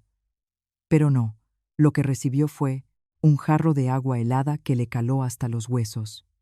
José se acercó a la cama sin tomar la mano de su madre. Dejó caer la bolsa de plástico con una caja de comida económica sobre la mesita de noche de metal. Su rostro estaba arrugado, lleno de irritación y cansancio. Miró a su madre y exhaló un largo suspiro de frustración. «Mamá, ¿ya estás despierta? Si estás despierta, come un poco de gachas. El médico dice que tienes una hemorragia cerebral muy grave y que solo con cirugía podrás volver a caminar. Los gastos del hospital, la cirugía, los medicamentos especiales no cubiertos por el seguro, ascenderán a unos 20.000 euros». José se detuvo un instante, miró a su madre, que yacía indefensa, y luego dijo con voz ronca, cada palabra fría y cruel: «Pero te digo la verdad, mamá, ¿de dónde va a sacar dinero nuestra familia ahora? Sandra nos ha cargado una deuda de 30.000 euros. Los matones la buscan para matarla. Mi salario me lo han recortado por completo. Corrí y empeñé hasta mi scooter para conseguir unos y cuantos miles de euros para que pudieras tumbarte aquí. Ahora, una operación tan costosa y ni siquiera hay garantía de que sobreviva. Si sobrevive, los médicos dicen que el riesgo de parálisis permanente de la mitad del cuerpo es muy alto.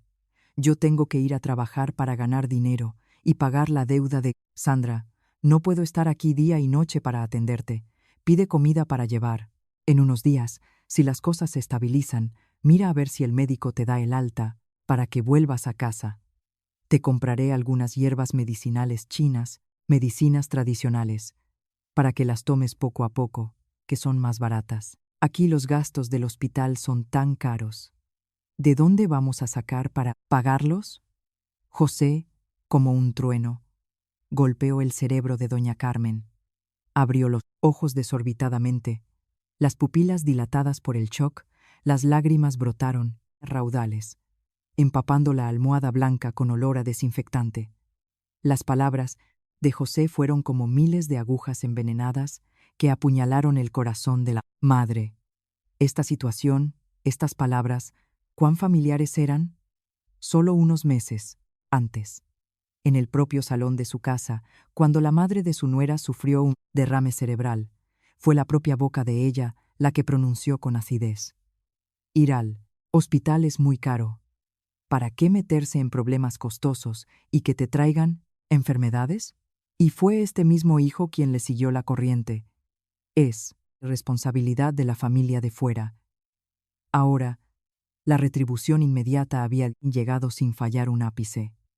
La crueldad que ella había mostrado hacia los demás ahora le era devuelta por su propio hijo, al que ella había dado a luz y mimado, al máximo, sin faltar una sola palabra.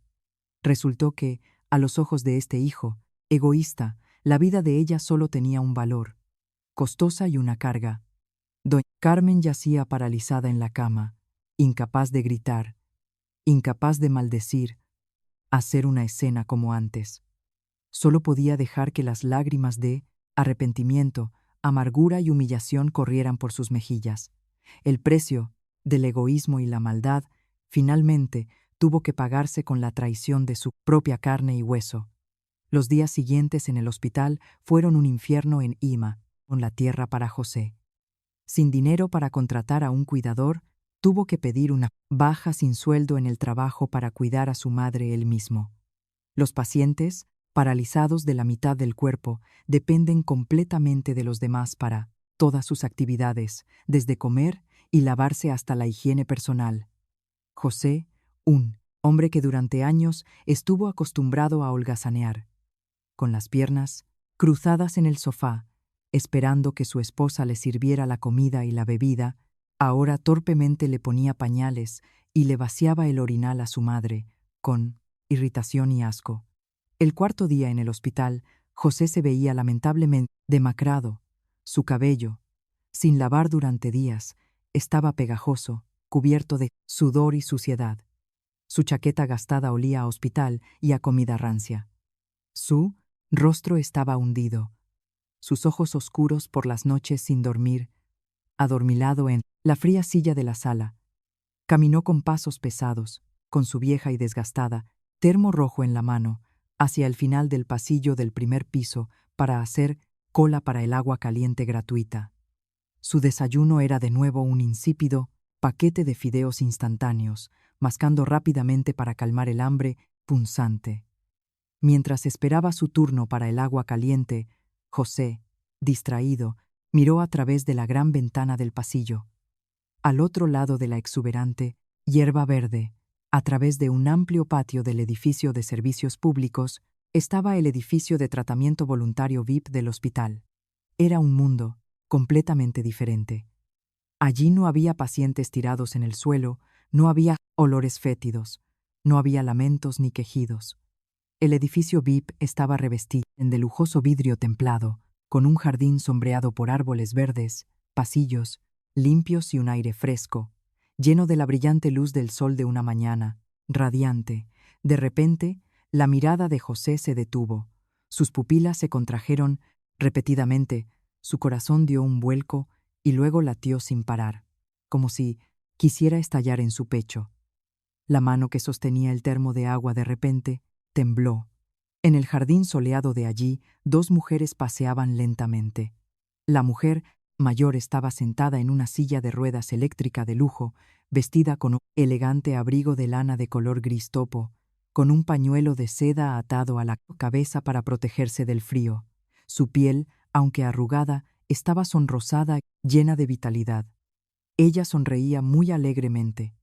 Una sonrisa amable, satisfecha.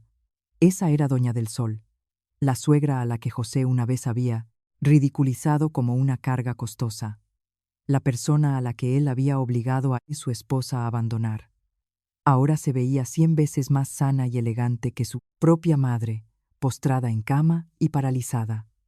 Y la persona que suavemente empujaba la silla de ruedas, inclinándose y sonriendo para hablar con Doña del Sol, no era otra que Lucía del Sol.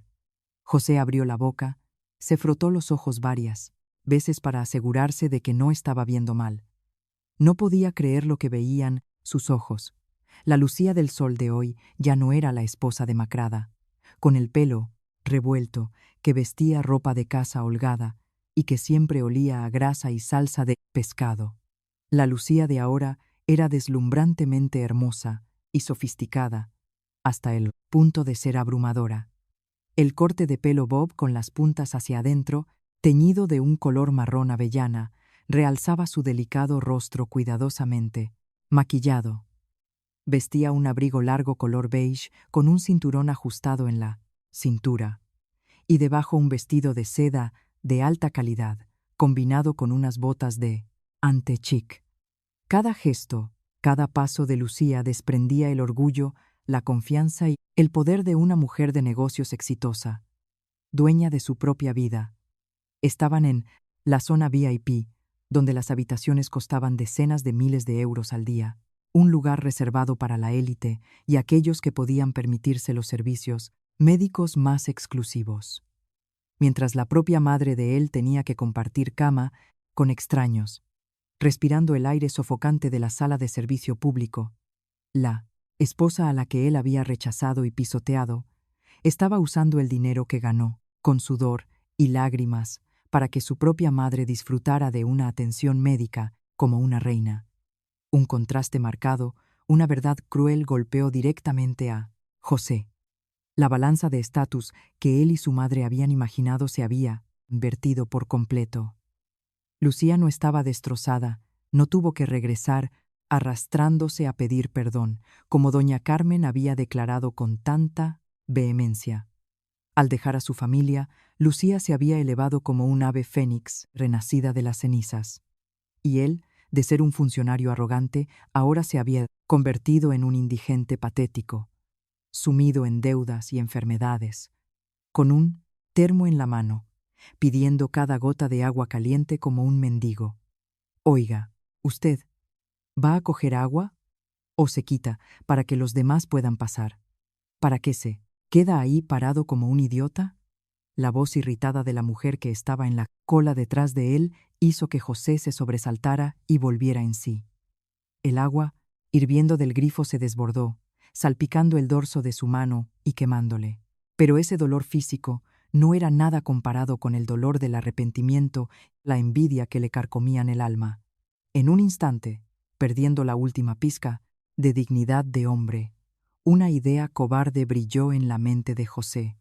Tiró el termo de agua a la esquina de la pared, y a pesar de todo, corrió a toda velocidad por el oscuro pasillo, directo hacia el jardín soleado del edificio. Pip. Tenía que verla, tenía que aferrarse al único salvavidas de su vida. La puerta automática de cristal templado de la zona VIP se abrió, y José se lanzó, como una polilla, hacia el jardín. Sus zapatos sucios pisaron el césped verde, produciendo sonidos de pasos rápidos y crujientes. Lucía y su madre se habían detenido bajo un árbol de magnolia. Lucía estaba suavemente secando el sudor de la frente de su madre con un pañuelo de papel. Su paz se rompió por una voz recortada y sin aliento. Lucía, Lucía. Me di la vuelta, la sonrisa en mis labios se desvaneció, reemplazada por una frialdad gélida. Frente a mí estaba José. Si no fuera por su familiar postura encorvada y su voz débil y ronca, probablemente lo habría confundido con algún vagabundo perdido en el hospital. Estaba demacrado y desaliñado. Su ropa arrugada apestaba, sus ojos hundidos, enrojecidos. Su miseria no me causó satisfacción, sino una náusea que me invadió el cerebro. Al verme mirarle, José, como un ahogado que encuentra una tabla, corrió hacia mí, extendiendo sus manos sucias para agarrar las mías. Lucía, por fin te encuentro. ¿Cómo? ¿Cómo has estado? Fruncí el ceño, retrocediendo. Un paso con decisión. Mis ojos, afilados como cuchillas, se clavaron en sus manos, haciéndole retirarlas rápidamente como si hubiera tocado electricidad. Hice un gesto con la mano para impedirle acercarse a mi madre. Doña del Sol, sentada en su silla de ruedas, al ver al infame exyerno, su expresión se oscureció. Ya no era la madre amable y paciente que solía aconsejar a su hija que aguantara. Mi madre ahora irradiaba una calma y una fortaleza inusuales. Suavemente me dio una palmada en el dorso de la mano, indicándome que estaba bien y que me dejara a mí resolverlo. ¿Qué quieres? Ya estamos divorciados, todos los trámites legales están hechos, no tenemos nada más que decirnos. Mi voz sonó monótona, indiferente, sin rastro de ira u odio, porque con una pila de basura, uno solo puede sentirse molesto. Nadie tiene tiempo para enfadarse. José escuchó mi tono distante, y su nariz se le aguó. Abandonó por completo la fachada de hombre dominante y orgulloso que había usado durante 3 años. Comenzó a suplicar con voz nasal, recurriendo a su barato chantaje emocional. Lucía, me equivoqué, de verdad que lo siento. Estos meses sin ti, la casa está hecha un desastre. Sandra se endeudó con 30.000 euros de usura y se escapó, dejándome a mí con un montón de deudas. Todos los días vienen matones a echar pintura y salsa de pescado a la casa. No me atrevo a volver a casa. En el trabajo me han despedido, pero lo más importante es mamá. Mamá está muy enferma, cariño. Mientras hablaba, forzó algunas lágrimas de cocodrilo, señalando el edificio de servicios públicos a lo lejos. Mamá sufrió un derrame cerebral, está paralizada de la mitad del cuerpo y está tumbada en esa abarrotada sala. El médico dice que necesita una cirugía de emergencia que cuesta 20.000 euros, y yo estoy en bancarrota, no puedo pagarlo. Estos últimos días, mamá está en la cama del hospital, llora todo el tiempo, está muy enferma, te echa mucho de menos. Lucía, se arrepiente de haberte tratado mal en el pasado. Me dijo que tenía que ir a buscarte. Lucía, un día fuimos marido y mujer, y mamá es como tu propia madre. Tú tienes dinero, sálvala. Borremos todo lo del pasado, volvamos a empezar, cariño. Las súplicas de José salieron como la peor comedia que había oído en mi vida. Mamá te echa mucho de menos. Extraña a mi gallina de los huevos de oro.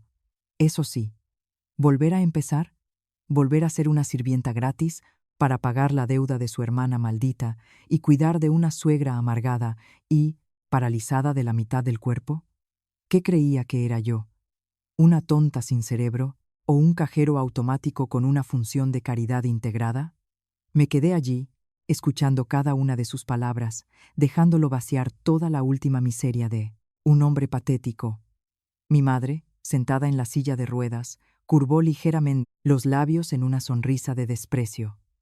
No dijo ni una palabra, solo observó en silencio cómo su hija lidiaba con el hombre desesperado. El aire alrededor del jardín era extrañamente silencioso, solo el susurro del viento a través de las hojas de magnolia, esperando un veredicto final de mi parte. La sentencia de muerte para un orgullo que había sido aplastado hasta la escoria. José seguía encorvado, con los ojos llenos de súplica, las manos entrelazadas y apretadas, hasta que los nudillos se pusieron blancos. Creía que con mi carácter amable, paciente y fácil de convencer de antes, solo tenía que humillarse y admitir su error, solo tenía que usar el afecto materno-filial como escudo, y yo cedería y le ayudaría. La ilusión de quienes están acostumbrados a explotar el trabajo de los demás siempre es ridículamente grande. Miré fijamente el rostro demacrado de José. Inconscientemente sonreí suavemente. No era una sonrisa de enojo ni una sonrisa de satisfacción triunfante. Era una sonrisa descolorida, helada y afilada como una espada recién desenvainada. Mi calma y serenidad hicieron que José se estremeciera de escalofrío. José, dije lentamente, pronunciando cada palabra con cuidado.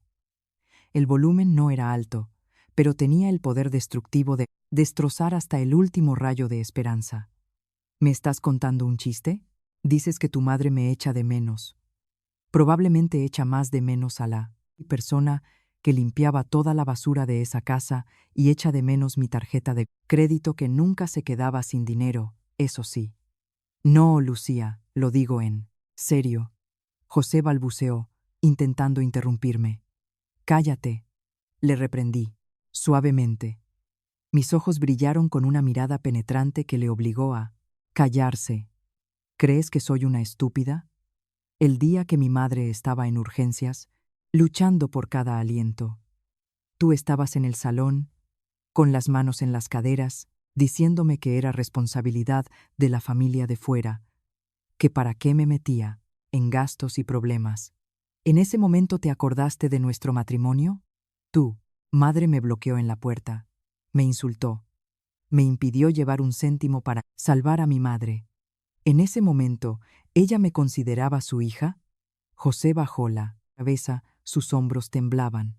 Mis palabras desenterraron los crímenes que habían cometido, exponiéndolos crudos a la luz del sol. Di medio paso hacia adelante, la distancia suficiente para que él sintiera el desprecio absoluto que irradiaba de mí. Me alisó suavemente la solapa de mi abrigo y sonrió con desdén. Me pides que vuelva para empezar de nuevo. Te equivocas, José. Mi familia, mi mundo, siempre ha sido solo mi madre y yo. Y la familia tuya. Durante los últimos 3 años, intenté cuidarla, usando mi dinero, mi sudor y mi dignidad, para construirle una fachada de tranquilidad.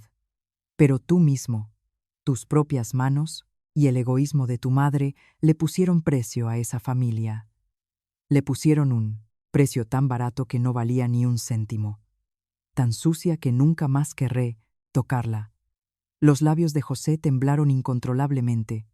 Las lágrimas cayeron, a raudales sobre el rostro sucio del perdedor. Se arrodilló sobre una rodilla, dispuesto a hacer una última escena dramática, pero no le di esa oportunidad. Me di la vuelta, agarrando el mango de la silla de ruedas eléctrica. Antes de irme, lo miré por última vez. Mis ojos, al ver a mi ex marido, no eran diferentes a los de alguien que mira una pila de basura al borde de la carretera. Lancé el golpe de gracia final, clavando sus propias palabras crueles en el corazón, sangrante de José. Vuelve y dile a tu madre que la ley del karma la ha golpeado y que debe aceptarlo. Si está enferma, que pida el alta y se vaya a casa a tomar hierbas. Los gastos del hospital son muy caros. ¿De dónde vas a sacar el dinero? Les deseo a ti y a doña Carmen que disfruten plenamente de esa vida sin gastos ni cargas. Adiós. Sin la esperanza de volver a vernos. Cada palabra resonó, clara y concisa en el silencio del jardín del hospital, y luego golpeó los tímpanos de José, aplastando por completo su fantasiosa esperanza. Una sentencia de muerte sin piedad, devolviéndoles toda la amargura que yo había tenido que soportar. La obra de teatro del orgullo había bajado oficialmente el telón y los antagonistas habían recibido su justa condena de manos de su propia víctima. No me quedé a ver la reacción de José. Me di la vuelta, empujando con firmeza la silla de ruedas de mi madre por el camino de ladrillos rojos. El sol de primavera empezaba a subir, proyectando brillantes rayos dorados a través de las hojas, iluminando los rostros serenos de mi madre y míos. El viento acariciaba mi mejilla, llevándose todas las preocupaciones. Doña del Sol extendió la mano y tomó la mía, que estaba sobre el manillar de la silla de ruedas, apretando suavemente, un apretón de manos de comprensión, de liberación y de orgullo. Detrás de mí, un grito ahogado, lleno de resentimiento, desesperación, resonó. José se había arrodillado con ambas rodillas en el frío suelo de ladrillo. Se cubrió la cara, llorando a gritos como un niño abandonado. Las tardías y amargas lágrimas cayeron a raudales al suelo. Lo había perdido todo. La falsa dignidad de la que se había jactado había sido despojada por completo. La familia que él creía inquebrantable, construida sobre la explotación de los demás, se había derrumbado por completo. Y yo sabía que sus días de infierno apenas comenzaban. Un tiempo después, tía Flora me dio la noticia. Doña Carmen, al no tener dinero para la cirugía a tiempo, había quedado paralizada permanentemente, con la boca torcida, y debía permanecer postrada en la vieja y destrozada cama de la miserable pensión que José acababa de alquilar después de vender el apartamento para pagar la deuda de su hermana. Los usureros no los dejaban en paz, porque el dinero de la venta de la casa solo alcanzó para pagar el capital, y los intereses compuestos seguían cerniéndose sobre sus cabezas. José, de ser un funcionario público, ahora fue despedido y tenía que trabajar como taxista de aplicación día y noche para ganar unas pocas monedas, para pañales y medicamentos para su madre. Las y los insultos, culpándose mutuamente, resonaban a diario entre madre e hijo en aquel miserable y ruinoso barrio de habitaciones de alquiler. En cuanto a Sandra, la hermana predilecta, había desaparecido por completo sin dejar rastro. Había rumores de que fue entregada a redes de trata de personas como pago de su deuda y vendida a burdeles al otro lado de la frontera. Una familia que antes pisoteaba con arrogancia la autoestima de los demás, ahora se hundía en el fondo del fango de la pobreza, las deudas, las enfermedades y el desprecio de la sociedad. Se arrepentían, se atormentaban, pero ya era demasiado tarde. La ley del karma en este mundo nunca pasa por alto a nadie.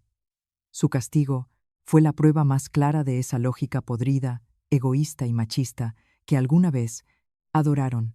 Por mi parte, me había sacudido por completo el barro manchado de mi pasado. Mi carrera florecía y mis finanzas eran más sólidas que nunca.